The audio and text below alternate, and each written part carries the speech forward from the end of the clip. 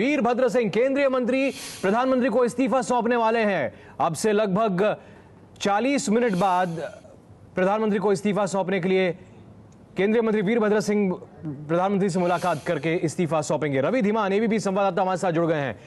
रवि, वीरभद्र सिंह पर जो आरोप तय हुए हैं उसके बाद अब वो इस्तीफा देंगे?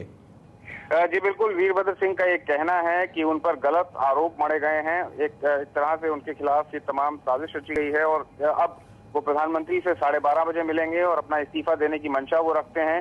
साथ ही सूत्रों के हवाले से हमें यह भी पता चला है कि वीरभद्र जब कल शाम को कांग्रेस अध्यक्ष सोनिया गांधी से मिले थे तब भी उन्होंने अपने इस्तीफे की पेशकश कांग्रेस अध्यक्ष के साथ की थी।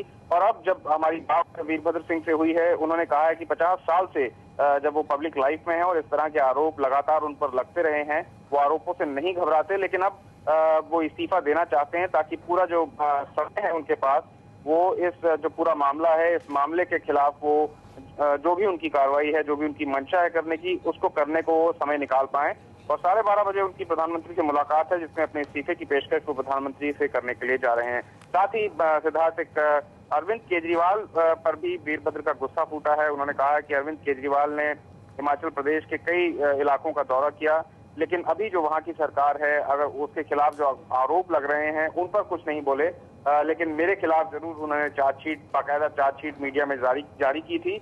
और उनको वीरभद्र सिंह का ऐसा मानना है कि केजरीवाल कहीं ना कहीं व्यक्तिगत तौर पर कोई बायस है वीरभद्र के खिलाफ, जिसके चलते वो ऐसा कर रहे हैं। तो यानी टीम अन्ना को भी निशाने पर लिया है वीरभद्र सिंह ने और साथ ही ये कहा है कि जो भी आरोप लगे हैं उसके खिलाफ वो लड़ाई लड़ने को तैयार हैं और इसलिए कैबिनेट से अपना इस्तीफा देने के लिए प्रधानमंत्री से 12:30 बजे वो मिल रहे हैं। और कल ही शिमला की स्पेशल विजिलेंस कोर्ट ने वीरभद्र सिंह और उनकी पत्नी प्रतिभा सिंह के ऊपर भ्रष्टाचार के केस में आरोप तय किए थे और उसके बाद दबाव बना था और आज वीरभद्र सिंह इस्तीफा दे रहे हैं। तो यूपीए के एक और मंत्री का विकेट गिर रहा है, इस्तीफा देने के लिए रवाना हो गए हैं वीरभद्र सिंह और प्रधानमंत्री से मिलेंगे।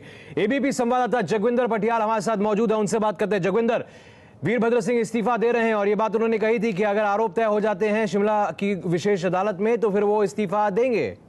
जी हाँ बिल्कुल सिद्धार्थ, और कोई विकल्प भी नहीं बचा था। एक तो वीरभद्र सिंह को पार्टी की इमेज बचानी थी। आज इस बार जो है वो विधानसभा चुनाव भी होना है इसी साल, तो वीरभद्र सिंह के पास और कोई विकल्प नहीं था। जहां तक सवाल उठता है कि उनको राजनीतिक तौर पर फंसाया जा रहा है, जांच एजेंसी ने उनको जानबूझकर फंसाया है, उनके खिलाफ सबूत नहीं है, ये तमाम आरोप उस वक्त खत्म हो जाते हैं जब जांच एजेंसी की रिपोर्ट के आधार पर कोर्ट में चार्जेस फ्रेम हो जाते हैं।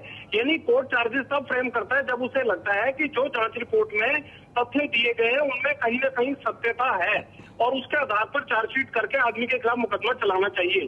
तो जैसे ही कोर्ट ने उन पर चार्जेस फ्रेम किए उसके बाद वीरभद्र के पास कोई विकल्प नहीं बचा था और कांग्रेस अपनी इमेज बचाने के लिए ऐसा उनसे करवाना ही पड़ना था। जाहिर है कि वीरभद्र को खुद भी लगा कि चुनाव के दौरान पार्टी के खिलाफ एक मुद्दा न बने, इसलिए बेहतर रहेगा कि वो खुद ही इस्तीफा दे दे। दूसरी बात, वीरभद्र सिंह खुद भी ये चाहते थे कि वो यूनियन कैबिनेट मिनिस्ट्री से निकलकर हिमाचल प्रदेश में आए, लेकिन ये अलग बात है कि जिन हालात में वो आ रहे हैं ऐसा उन्होंने नहीं सोचा था, क्योंकि वीरभद्र सिंह का लगाव हमेशा ही राज्य की राजनीति में रहा है। वीरभद्र शिमला लौटने के बाद करेंगे यही, एक तो हाईकोर्ट में इस मुकदमे पर लड़ाई लड़ेंगे और दूसरा अपने आप को पाक साफ और साजिशन फंसाए जाने की साजिशों को जनता के सामने रखकर विधानसभा चुनाव में अपना आधार तलाश करेंगे।